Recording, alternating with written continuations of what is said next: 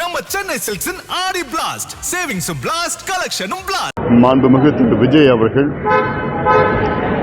கர்நாடகாவுக்கு செல்லக்கூடாது, அங்கே சென்று மேகதாது அணை பற்றி பேசக்கூடாது, மாறாக தமிழ்நாட்டில் அனைத்து கட்சி கூட்டத்தை கூட்டி அனைத்து சட்டமன்ற நாடாளுமன்ற உறுப்பினர்களை டெல்லிக்கு அழைத்து சென்று பிரதமரை சந்தித்து வலியுறுத்தி அழுத்தம் கொடுத்து அவர்கள் டிபிஆருக்கு ஒப்புதல் அளித்ததை திரும்ப பெற வேண்டும் என்று அந்த வகையில் அழுத்தம் கொடுக்க வேண்டும் என்று சொல்லி வந்தோம். அதே வேளையில் இன்று கர்நாடகா முதலமைச்சர் திரு சிவகுமார் அவர்கள் இப்பொழுது சூழல் சரியில்லை, இப்பொழுது முதலமைச்சர் விஜய் அவர்கள் அங்கே வர வேண்டாம் என்று ஒரு கோரிக்கை வைத்திருக்கின்றார். கர்நாடக அரசு அவர்களுடைய கர்நாடகாவில் உள்ள அணைகளில் இன்று கொள்ளளவு 68 டிஎம்சி 4 அணைகளில் கடந்த 20 நாட்களில் 2 முறை மத்தியில் Kaveri water management board Karnataka அரசு உடனடியாக தண்ணீரை திறந்துவிட வேண்டும் என்று சொன்னார்கள். இந்த 20 நாட்களில் 2 முறை சொல்லியும் எங்களிடம் தண்ணீர் இல்லை என்று பொய்யை சொல்லி காவிரி நடுவர் மன்றம் இறுதி தீர்ப்பு, உச்சநீதிமன்றம் இறுதி தீர்ப்பு, அதற்கேற்ப அந்த டைம் டேபிள் படி ஜூன் மாதம் தமிழகத்திற்கு 9.1 டிஎம்சி கொடுத்துருக்கணும், ஆனால் கிடைச்சது 2.1 டிஎம்சி. ஜூலை மாதம் 32 டிஎம்சி தண்ணீரை கர்நாடகா கொடுத்துருக்கணும் காவிரி மூலமாக, நமக்கு கிடைச்சது 0.4 டிஎம்சி. மத்திய அரசும் சொல்லி, மத்திய நீர்வளத்துறை அமைச்சகத்தையும் சொல்லி, உச்சநீதிமன்றம் தீர்ப்பு இருக்கு, ஆனால் எதையும் கர்நாடக அரசு மதிக்கவில்லை.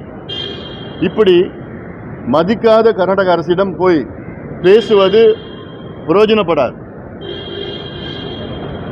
இங்கே காவிரியில் தண்ணி வரல, மேட்டூர் அணை ஜூன் 12 திறந்திருக்கணும், இன்னைக்கு வரைக்கும் திறக்கல.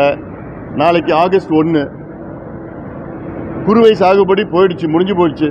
அடுத்து சம்பாவுக்கு தண்ணி இருக்குமான்னு தெரியல. மேட்டூர் அணையில் சுத்தமாக தண்ணி கிடையாது, ஆனால் கர்நாடக அணையில் 67 டிஎம்சி இருக்கு. ஒரு நல்லிணக்கத்திற்காக ஒரு 10 டிஎம்சி நாங்கள் திறந்து விடுறோம் அப்படின்னு சொன்னால் அதுவும் இல்லை. அப்போ எதைத்தான் நம்புவாங்க, எதைத்தான் மதிப்பாங்க கர்நாடகாவில்? இந்த சூழலில் பேச்சுவார்த்தை என்ன போய் பேச போகிறாங்க? மேகதாது அணையே வேண்டான்னு சொல்லிடாச்சு, அது சம்பந்தமாக என்ன பேசுவதுக்கு என்ன இருக்குன்னு தெரியல எங்களுக்கு. அடுத்தது நேற்று மாநிலங்களவையில் என்னுடைய கேள்விக்கு பதிலளித்த மத்திய சுற்றுச்சூழல் அமைச்சகம், வனத்துறை சுற்றுச்சூழல் அமைச்சகத்தில் நான் கேள்வி கேட்டிருந்தேன். மத்திய அரசு நம்ம என்வைரன்மெண்டல் கிளியரன்ஸ் கொடுத்துருக்குறாங்களான்னு கேள்வி கேட்டிருந்தேன். அதுக்கு பதில் என்னென்னா, 2019 அங்கே ஒரு ப்ரப்போசல் கொடுத்துருக்காங்க கர்நாடக அரசு. ஆனால் அந்த ப்ரப்போசலில் 2 மாநிலங்கள் பிரச்சனையினால அதை நாங்கள் திருப்பி அனுப்பிச்சிட்டோம்.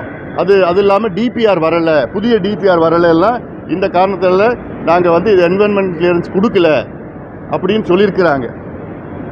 அது மட்டும் இல்லை, நேற்றைய முன்தினம் இன்னொரு கேள்விக்கு பதில் என்னென்னா, இப்போது அந்த டிபிஆரை திருப்பி அனுப்பிச்சிருக்கிறாங்கன்னு செய்தி வந்திருக்கு. அதனால் இப்போ நமக்கு சட்ட ரீதியில் நமக்கு கொஞ்சம் கொஞ்சமாக சாதகமாக வந்துகிட்டு இருக்கு.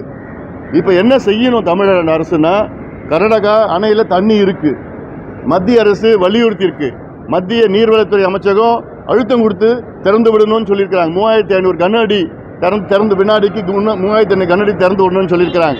ஆனால் எதையும் மதிக்காத கர்நாடக அரசு, நம்ம தமிழக அரசு நேரடியாக உச்சநீதிமன்றம் போகணும்.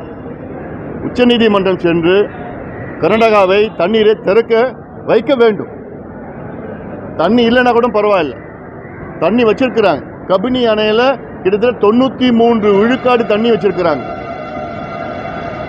ஹேமாவதியில் கிட்டத்தட்ட 90 விழுக்காடு இருக்கு. ஆக 67 டிஎம்சி வச்சிருக்கிறாங்க, 68 டிஎம்சி வச்சிருக்கிறாங்க. அதில் ஒரு 10 டிஎம்சி கூட கொடுக்க முடியாதா? இது தென்மேற்கு வந்திருக்கு, இன்னும் கொஞ்சம் நாளில் மழை வரப்போகுது. ஆனாலும் அப்போ மழை வரப்போகுதுன்னு அப்படி திட்டமிட்டும் ஆனாலும் கொடுக்க மாட்டுறாங்க. மத்தியில் என்ன சொல்லியிருக்காங்கன்னா, வர தண்ணி கர்நாடகா அணையில் வர தண்ணியில் 1/6 தான் திறந்து விட சொல்கிறாங்க. 1/6 தான் திறந்து விட சொல்கிறாங்க. அதுக்கே எங்களால் முடியாதுன்னு சொல்லிட்டு இருக்காங்க. வேண்டுமென்றே அங்கே ஒரு பதட்டமான சூழலை உருவாக்க திட்டமிட்டு இருக்கிறாங்க. இதெல்லாம் நல்லதுக்கு இல்லை. இந்தியாவில் இருக்கிற ஒரு மாநிலம் இந்தியாவின் இறையாண்மையை எதிர்த்து கர்நாடக அரசு செயல்பட்டு கொண்டு இருப்பதாக ஒரு சூழல் வந்திருக்கு. நாளைக்கு நமக்கும் அவங்களுக்கும் பிரச்சனை, நமக்கு அவங்களும் சட்டம் ஒழுங்கு, அங்கே இருக்கிற தமிழர்களுக்கு பிரச்சனை, இப்படியெல்லாம் தூண்டி விட்டு பிரச்சனையை உருவாக்குவது அது திட்டமிட்டு பண்ணிட்டு இருக்கிறாங்க. அது ஒருபொழுதும் மேகதாது வரப்போகிறது கிடையாது, விட போகிறது கிடையாது. அதுக்கு சட்ட போராட்டம் தான் பண்ணணும். அரசியல் போராட்டம்னா நம்ம மத்தியில் போய் பார்த்து ஒன்று ஒன்றா எக்ஸ்பிளைன் பண்ணி நம்ம பண்ணணும். அதில் அதனால் இந்த வகையில் தமிழக அரசுடைய அணுகுமுறை இருக்க வேண்டும். நம்ம சென்னை சில்க்ஸின் ஆடி பிளாஸ்ட், சேவிங்ஸும் பிளாஸ்ட், கலெக்ஷனும் பிளாஸ்ட்.